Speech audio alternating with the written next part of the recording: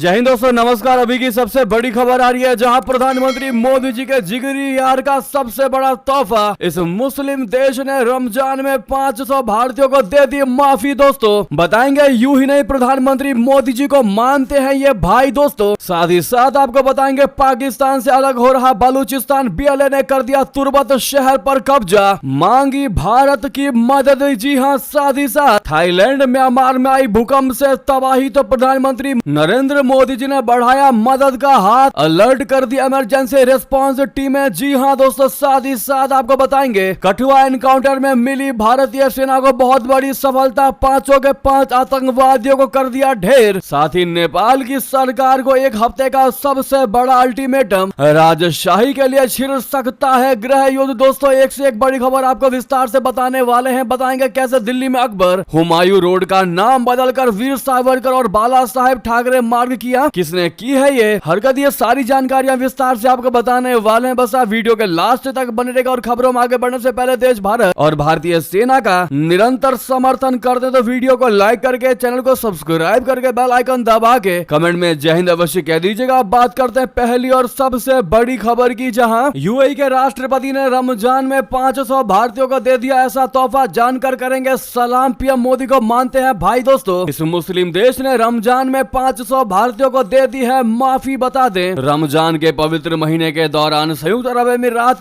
यानी यूएई ने कैदियों के लिए बड़े पैमाने पर क्षमा की घोषणा कर दी है, जिसमें 500 से अधिक भारतीय नागरिक भी शामिल हैं। फरवरी के अंत में लागू इस फैसले के तहत राष्ट्रपति शेख मोहम्मद बिन जायद अल नहयान ने 1295 कैदियों की रिहाई का आदेश दिया। इसके साथ ही प्रधानमंत्री शेख मोहम्मद बिन राशिद अल मखतूम ने 1518 कैदियों को क्षमा दान दिया। टाइम्स ऑफ इंडिया में छपी एक रिपोर्ट के मुताबिक शेख मोहम्मद बिन जायद ने इसके साथ एक और बड़ा वादा किया, जिसमें रिहा किए गए कैदियों की पैसों से भी मदद की जाएगी, जिससे कैदी अपने आर्थिक जिम्मेदारियों को पूरा कर सकेंगे। सरकारी आंकड़ों के मुताबिक रिहा किए गए कैदियों में 500 से भी ज्यादा भारतीय नागरिक शामिल हैं। ये माफी यूएई की उस नीति को दर्शाती है जिसमें मानवीय मूल्यों और न्याय को प्राथमिकता दी जाती है। ये यूएई की न्याय के प्रतिबद्धता और भारत के साथ मजबूत राजनयिक रिश्ते को दर्शाता है। ये रमजान के दया और मेल मिलाप की भावना के मुताबिक है। ऐसे में प्रधानमंत्री मोदी जी का इस जिगरी यार ने यह तोहफा दे करके दिखा दिया एक बार फिर से कि वो यूं ही प्रधानमंत्री नरेंद्र मोदी जी को अपना भाई नहीं बल्कि बड़ा भाई मानते हैं। ऐसे में आप लोग दोस्तों यूएई के राष्ट्रपति शेख मोहम्मद बिन जायद अल नहयान को थैंक यू कहना मत भूलिएगा। साथ ही साथ अगली खबर बता दें, बीएलए ने कर लिया तुर्बत शहर पर बड़ा कब्जा, क्या पाकिस्तान से अलग हो रहा है बलूचिस्तान। एक्सपर्ट्स ने कहा मदद को आगे आए भारत। दोस्तों पाकिस्तान के नियंत्रण से बलूचिस्तान तेजी से बाहर निकलता जा रहा है। वहाँ हालात दिन ब दिन गंभीर होते जा रहे हैं। हजारों बलूच नागरिक सड़कों पर उतरकर पाकिस्तान से आजादी की मांग कर रहे हैं। दूसरी ओर पाकिस्तानी सेना इस विद्रोह को दबाने के लिए क्रूरता पर उतर आई है। द बोलान न्यूज के मुताबिक छोटे बच्चों तक को गोली मारकर उनकी हत्या की जा रही है। बलूचिस्तान की प्रमुख नेता महरंग बलोच समेत कई महिला नेताओं को पाकिस्तानी सेना ने अगवा कर लिया है। उनकी रिहाई की मांग को लेकर बलूचिस्तान के कई शहरों में बड़े पैमाने पर प्रदर्शन हो रहे हैं। इस बीच बलूच विद्रोहियों ने तुर्बत शहर पर कब्जा कर लिया है। इसके अलावा कुछ अन्य शहरों पर भी विद्रोहियों के कब्जे की खबरें आ रही हैं। बलूच विद्रोहियों ने कई हाईवे भी बंद कर दिए हैं। बलूचिस्तान में हालात और ज्यादा बिगड़ते जा रहे हैं। पाकिस्तानी मीडिया रिपोर्ट्स के मुताबिक बुधवार की रात ग्वादर जिले में बलूच विद्रोहियों ने एक यात्री बस रोकी और उसमें से पंजाब के रहने वाले 6 लोगों को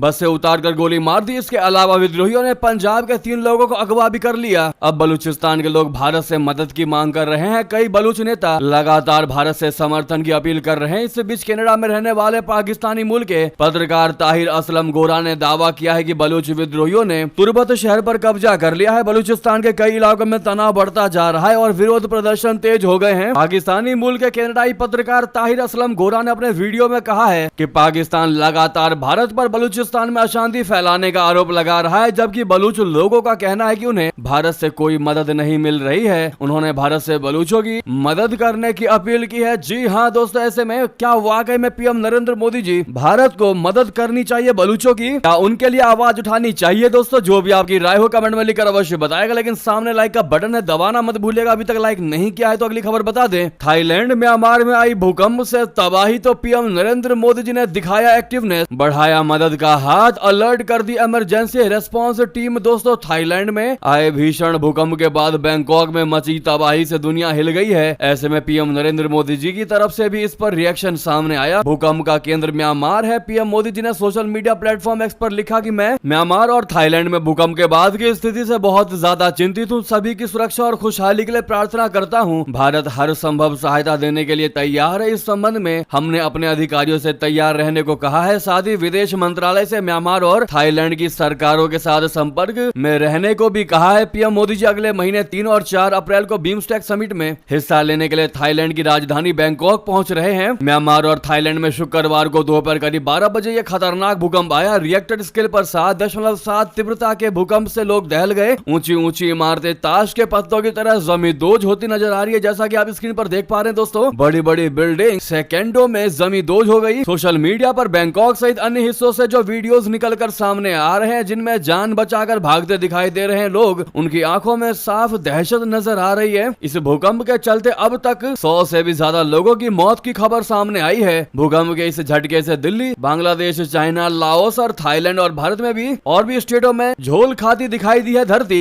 भारत में भी लोगों के घरों की खिड़कियों और पंखे हिलते हुए नजर आए हैं। म्यांमार में दूसरे विश्व युद्ध के जमाने का नदी पर बना ब्रिज इस भूकंप के चलते जलमग्न हो गया। हालांकि भूकंप का सबसे ज्यादा प्रभाव थाईलैंड में दिखाई दे रहा है। दोस्तों, थाईलैंड के प्रधानमंत्री ने आपातकाल का ऐलान कर दिया है। जो आप ये स्क्रीन पर बिल्डिंग देख रहे हैं दोस्तों, जो जमींदोज होता नजर आ रहा है, इसको लेकर आपातकालीन सेवाओं का कहना है कि बैंकॉक के चाडूचाक पार्क की इस इमारत के अंदर 50 लोग मौजूद है। इस भूकंप की वजह से बैंकॉक में एक व्यक्ति के मरने की पुष्टि हुई है। बताया जा रहा है कि 50 लोग घायल हैं। बाकी म्यांमार का क्या हाल है दोस्तों, हमने आपको दिखाई दिया है। ऐसे में घायलों के लिए गेट वेल सून कहना मत भूलिएगा कमेंट में। साथ ही साथ अगली खबर बता दे, कठुआ एनकाउंटर में भारतीय सेना को मिली बहुत बड़ी सफलता। ढेर कर दिए 5 के 5 आतंकी, जिसमें अब तक 4 पुलिसकर्मी भी हो गए शहीद। बता दे, जम्मू कश्मीर के कठुआ में आतंकवादियों के साथ मुठभेड़ में कम से कम 5 आतंकवादी ढेर हुए हैं। बताया जा रहा है कि ये सभी आतंकी जैश ए मोहम्मद से जुड़े हैं। वहीं 4 पुलिस कर्मियों के शहीद होने की पुष्टि हो चुकी है। जिले के सुदूर वन क्षेत्र में पहले हुई मुठभेड़ वाली जगह के पास शुक्रवार को ड्रोन के जरिए एक और पुलिसकर्मी का शव देखा गया। अधिकारियों ने ये जानकारी दी। अधिकारियों ने बताया कि मुठभेड़ में ये चौथा पुलिसकर्मी शहीद हुआ है। सुरक्षा बलों ने 3 आतंकवादियों को ढेर कर दिया है। उन्होंने बताया कि दूसरे दिन भी भारी गोलीबारी और विस्फोटों की तेज आवाजें सुनाई देती रही। पुलिस, सेना और सीआरपीएफ ने आज सुबह विभिन्न दिशाओं से क्षेत्र में प्रवेश किया। अधिकारियों ने बताया कि सुबह होते ही अभियान फिर से शुरू कर दिया गया। सुरक्षा बलों का मुख्य उद्देश्य मारे गए आतंकवादियों और पुलिसकर्मियों के शवों को निकालना, एक लापता पुलिसकर्मी को ढूंढना तथा इलाके में किसी भी संभावित खतरे को खत्म करना था। साथ ही साथ बता दें, सबसे बड़ी खबर, नेपाल की सरकार को 1 हफ्ते का अल्टीमेटम, राजशाही के लिए छेड़ सकता है गृह युद्ध। दोस्तों, नेपाल इन दिनों जबरदस्त सियासी उथल पुथल के दौर से गुजर रहा है। बीते कुछ दिनों में कई बड़े बड़े प्रदर्शन हुए हैं, जिनमें देश में राजशाही की वापसी की मांग जोर पकड़ रही है। राजशाही समर्थक संगठन अब सरकार पर दबाव बनाने की कोशिश में है। इस बीच उन्होंने सरकार को 1 हफ्ते का अल्टीमेटम दे दिया है। उनका साफ कहना है कि अगर तय समय के भीतर उनकी मांगों पर कोई ठोस कदम नहीं उठाया गया तो विरोध प्रदर्शन को और ज्यादा उग्र किया जाएगा। संयुक्त जन आंदोलन समिति यानी ज्वाइंट पीपुल्स मूवमेंट कमेटी के बैनर तले चल रहे इस आंदोलन में शुक्रवार को त्रिभुवन अंतरराष्ट्रीय हवाई अड्डे के पास विशाल रैली निकालने का ऐलान किया गया है और वाकई में ये रैली निकाली भी गई है। दोस्तों, ऐसे में प्रदर्शनकारी और पुलिस के बीच भारी झड़प दिखाई दी है। पुलिस ने आंसू गैस तक के गोले दागे हैं, जिसमें एक के घायल होने की खबर है। काठमांडू में शुक्रवार को राजशाही समर्थक सड़क पर उतरे। प्रदर्शनकारियों को तितर बितर करने के लिए पुलिस ने आंसू गैस के गोले दागे और पानी की बौछार कर दी। काठमांडू में राजतंत्रवादी और लोकतंत्रवादियों के समूह शहर के पूर्वी भाग तिनकुने और महानगर के मध्य में भ्रकुटी मंडप में एक साथ प्रदर्शन करने के लिए उतरे। इसको लेकर सैकड़ों दंगा पुलिस कर्मियों को तैनात किया गया। ऐसे में दोस्तों, हमारा सवाल आपसे ये है, क्या नेपाल में राजतंत्र अगर लागू होता है तो क्या ये भारत के लिए फायदेमंद होगा या नेपाल के लिए ही फायदेमंद होगा? दोस्तों, आप लोग जवाब जरूर दीजिएगा। या फिर लोकतंत्र से बेहतर तो कुछ भी नहीं? क्या कहना चाहेंगे दोस्तों, आपकी क्या है इस पर निजी राय? या फिर नेपाल एक अपवाद कंट्री है जहां पर सिर्फ राजतंत्र ही चल सकता है? हम आपके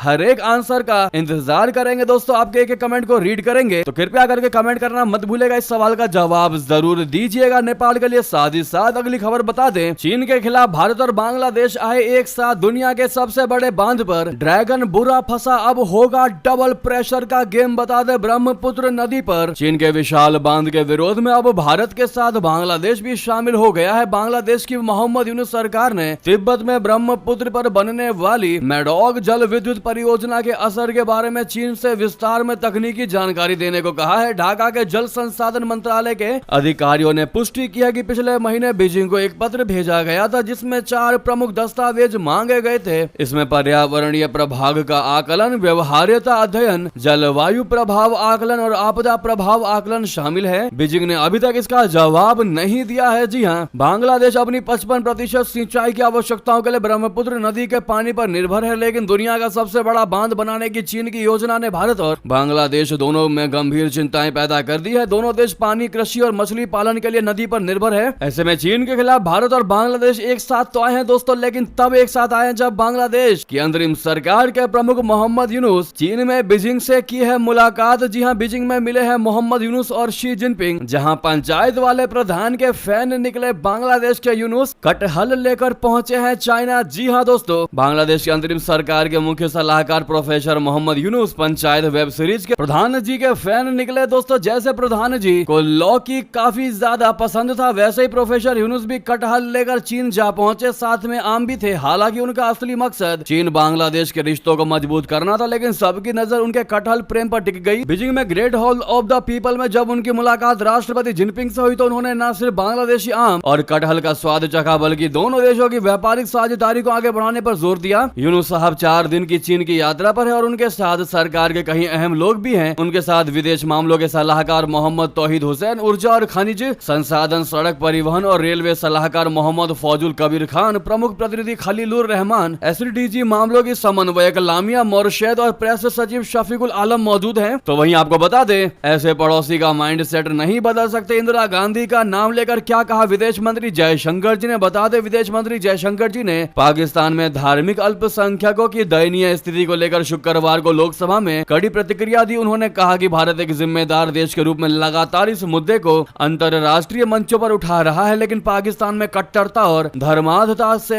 की जड़ें इतनी गहरी है कि हम उनके माइंड सेट को नहीं बदल सकते। उन्होंने ये भी कहा कि पूर्व प्रधानमंत्री इंदिरा गांधी तक ऐसा करने में सफल न हो सके थे। लोकसभा में प्रश्नकाल के दौरान जयशंकर जी ने बताया कि पाकिस्तान में हिंदू, सिख, ईसाई और अहमदिया समुदाय के लोगों पर लगातार अत्याचार के मामले सामने आ रहे हैं। फरवरी महीने में हिंदुओं पर 10, सिखों पर 2 और ईसाइयों पर 1 गंभीर हमला हुआ। इनमें अपहरण, जबरन धर्मांतरण और होली खेल रहे छात्रों पर पुलिस की कार्रवाई जैसी घटनाएं शामिल हैं। अहमदिया समुदाय के लोगों के उत्पीड़न का भी मामला दर्ज किया गया है। उन्होंने कहा कि पाकिस्तान की सरकार अपने यहाँ अल्पसंख्यकों की सुरक्षा के लिए कोई ठोस कदम नहीं उठाती। जी हाँ, शिवसेना यूपीटी के सांसद अरविंद सावंत ने सवाल किया कि क्या सरकार पाकिस्तान में अल्पसंख्यकों की सुरक्षा के लिए कड़े कदम उठाने की योजना बना रही है। इस पर जयशंकर जी ने 2 टूक जवाब दिया कि भारत एक संप्रभु राष्ट्र के रूप में अपनी भूमिका निभा रहा है, लेकिन किसी अन्य देश की कट्टर मानसिकता को बदलना संभव नहीं है। उन्होंने कहा कि इंदिरा गांधी भी ऐसा नहीं कर सकी थी। साथ ही साथ अगली खबर बता दें, अमेरिका के साथ पुराने रिश्ते हुए खत्म। जी हां, कनाडा के पीएम मार्क कार्नी का सनसनीखेज बयान, ट्रंप के भारी भरकम टैरिफ पर हुए आग बबूला। दोस्तों, कनाडा के प्रधानमंत्री मार्क कार्नी ने सनसनीखेज बयान दिया है। उन्होंने कहा कि अमेरिका के साथ अब पुराने रिश्ते खत्म हो गए हैं। उन्होंने घोषणा की है कि अमेरिका के साथ गहरे आर्थिक और सुरक्षा संबंधों का युग खत्म हो गया है। मार्क कार्नी अमेरिका की तरफ से कनाडा के खिलाफ लगाए गए भारी भरकम टैरिफ से काफी ज्यादा नाराज है और इसीलिए उनका गुस्सा अमेरिका के राष्ट्रपति ट्रंप पर फूटा है। ट्रंप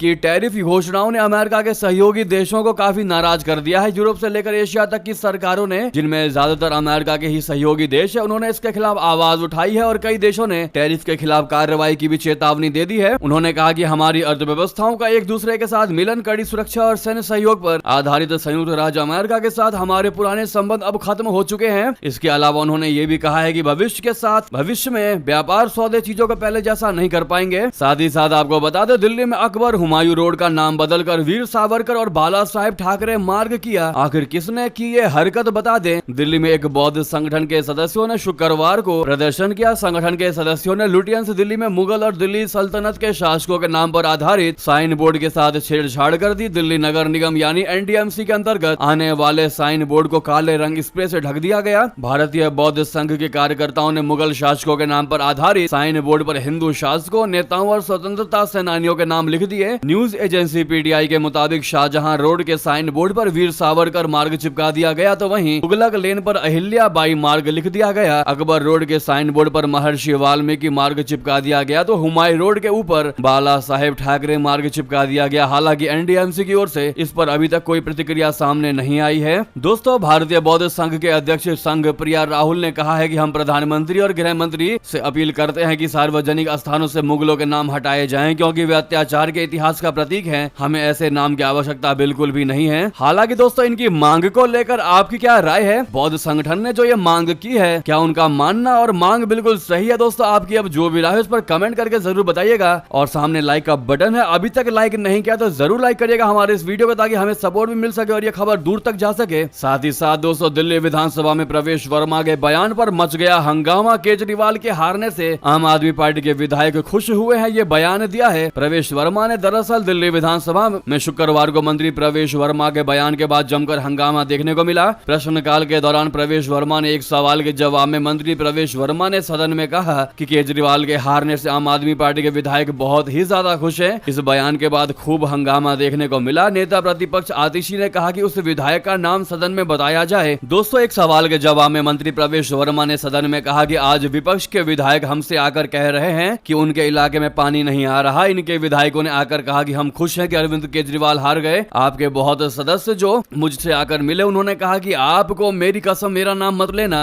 मंत्री के इस बयान पर आम आदमी पार्टी विधायकों ने प्रवेश वर्मा के बयान का विरोध भी किया। संजीव झा ने कहा कि सदन में हवाई बात नहीं होगी, आपको नाम बताना होगा कि किसने आपसे आकर ये बात कही है। इसके जवाब में मंत्री जी ने कहा कि अगर मैंने खुशी जाहिर करने वाली विधायक का नाम ले लिया तो कसम से ये कसम टूट जाएगी। बहरहाल दोस्तों इस पर आपकी अब जो भी निजी राय हो बताएगा जरूर। लेकिन ये थे भी की सारी बड़ी खबर है, आपको खबर कैसी लगी कमेंट में बताते हुए वीडियो को लाइक करके चैनल को सब्सक्राइब करके बेल आइकन दबा के जय हिंद कहते हुए इस वीडियो को दोस्तों में, भाइयों में, साथियों में, रिश्तेदारों में शेयर अवश्य कर दीजिएगा। मिलता अगली बड़ी खबर में। बहुत बहुत धन्यवाद, बहुत बहुत आभार। जय हिंद, जय भारत।